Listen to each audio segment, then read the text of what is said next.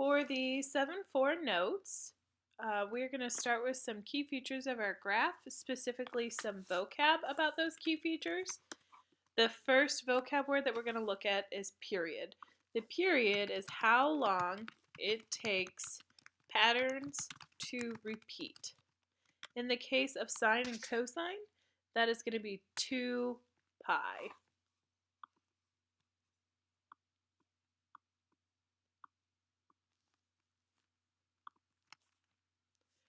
Our amplitude is going to be half of our distance, or half of our range.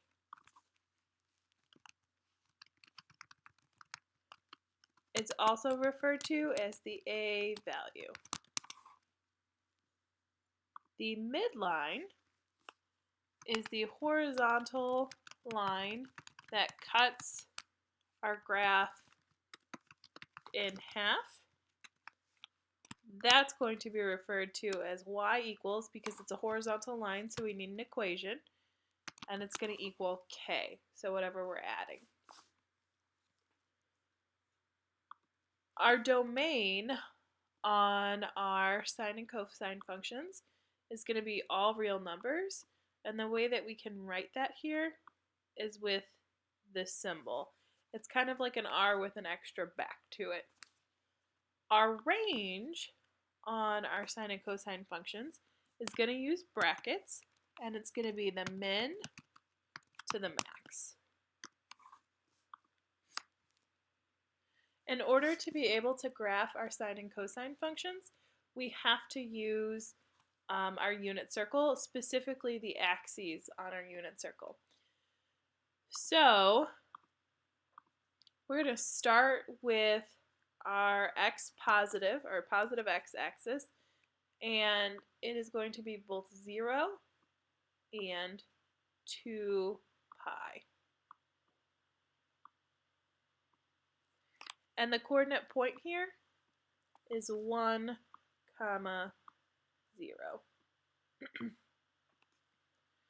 Up here, our positive y-axis is pi over 2, and that's the coordinate point 0, 1. Over here we have 3 pi over 2, and that's the coordinate point -1, 0. And lastly we have, oh, I'm sorry, that's not right. This is not 3 pi over 2, it's just pi. But it is -1, 0. And then lastly, we have our negative y-axis. This one is 3 pi over 2.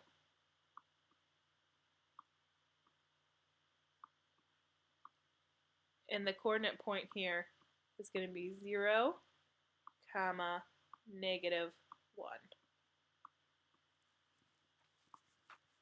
All right, so then when we actually go to graph these, we're going to start with the same way that we've started literally every function that we've graphed before. We're going to start with our parent function table. Unlike when we've graphed before, our parent function table, our x values, instead of using that -2, -1, 0, 1, and 2, we're going to use 0, and then pi over 2,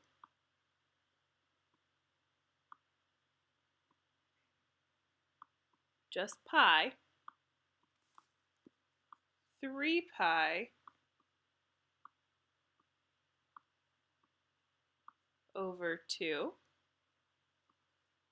Let me see if I can write that better. Sorry.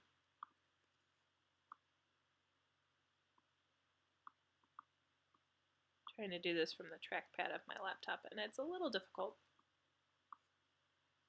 Okay, and then 2 pi.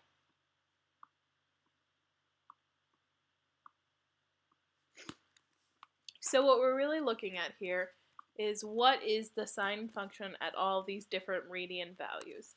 So at 0, oh well, apparently it's going to make that disappear. At 0, our sine function is, look back at our unit circle here. So at 0, our sine function, which is our y value, is 0. At pi over 2, our sine function, which is our y value, is 1. At pi, we're going to have 0 again. At 3 pi over 2, negative 1. And at 2 pi, we have 0. So we can go ahead and graph this.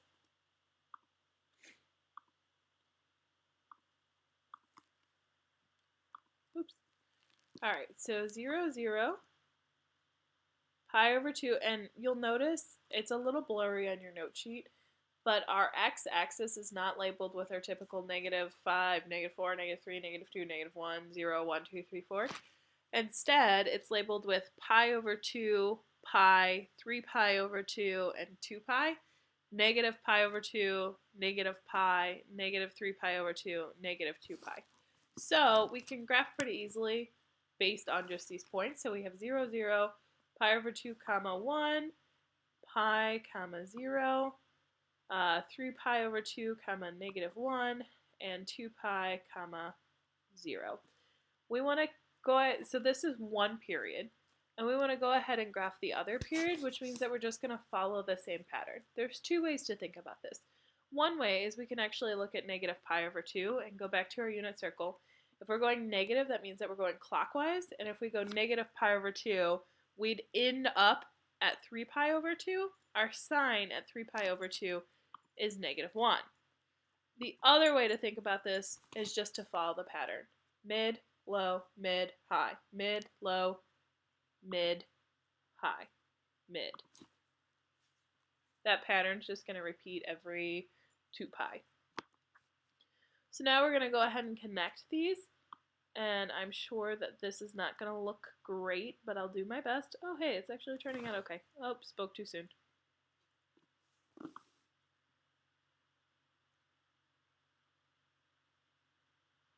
And that's my basic sine function. My midline is going to be the piece that cuts it in half horizontally. It's also my k value. Because I don't have anything being added here, my k value is just 0. So my midline is the equation y equals 0. My amplitude is my distance from my maximum to my midline. So in this case, my amplitude is just 1. And then I need to do my domain and range. So my domain here, oops, my domain is going to be all real numbers, and my range is my minimum to my maximum. So my minimum here is -1, and my maximum is +1. And that's it. On my next one, I'm going to start with the same parent function table. Let's see, maybe I can just copy and paste this and save some time. Oops. Okay. And then I'm going to do the transformation that I see here. Because I have a 2 in front of that sine, that means that I am multiplying by 2. I'm multiplying, it's on the outside, so I'm multiplying y by 2. And then the important thing to remember here, ooh, that did not work. The important thing to remember here is that it is a vertical stretch of 2. There we go. So I'm going to times by 2, and I would end up with 0, 2, 0, -2, and 0. I can graph that.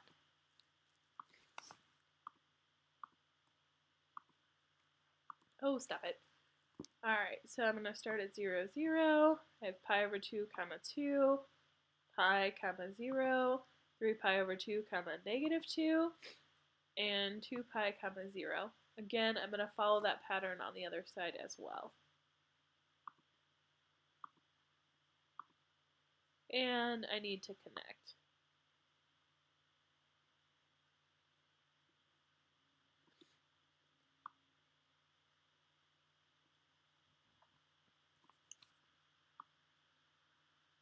Oops. Oh well. Lastly, I'm going to identify all my pieces. So my midline here, it's still going to be y equals 0, and I'll draw it in a second. My amplitude, this case, my amplitude is always going to be whatever I'm multiplying this by. So my a value, if I look back at that standard form of that sine and cosine function. So my amplitude here is 2. It's also the distance between my maximum and my midline. My domain is going to be all real numbers. And my range is from negative 2 to 2. Let me draw in that midline point before we forget. Well, that's not green. There we go. Okay. And then I have this guy. So, starting out again with the same parent function table.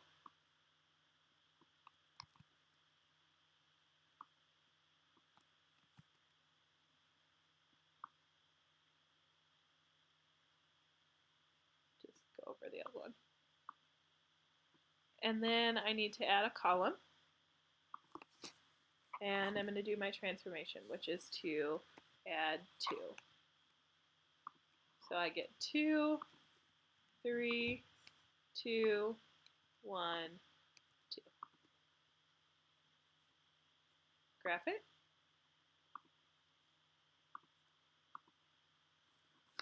And I have 0, 2. I have pi over 2, 3. Pi, 2. 3 pi over 2, 1. And 2 pi, comma 2. Follow my pattern. Down, up, down. And connect my points.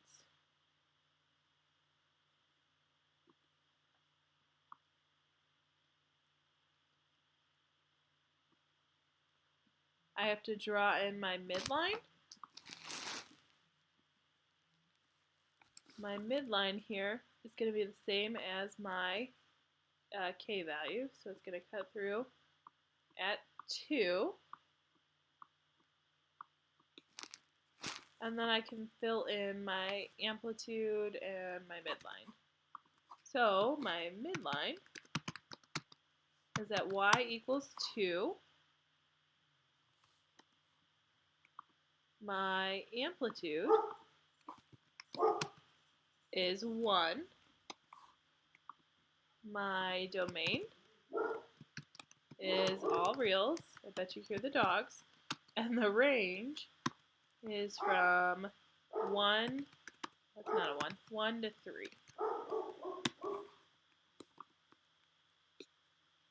So those are my sine graphs.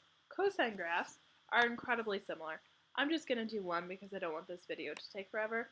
But I'm going to start with the same x value. So I'm going to start with 0, pi over, whoa, let's try that again. Pi over 2 pi, 3 pi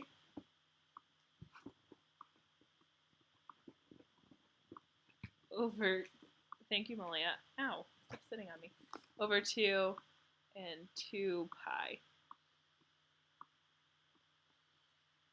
Alright, sorry.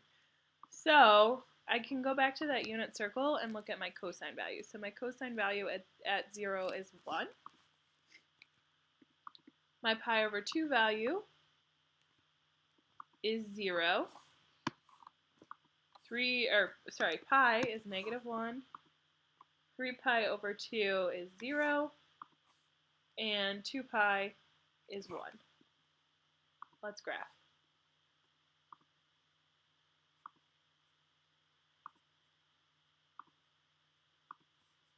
So I've got 0, 1, pi over 2, 0, pi, -1, 3 pi over 2, 0, 2 pi, 1, and then follow the pattern on the left side as well.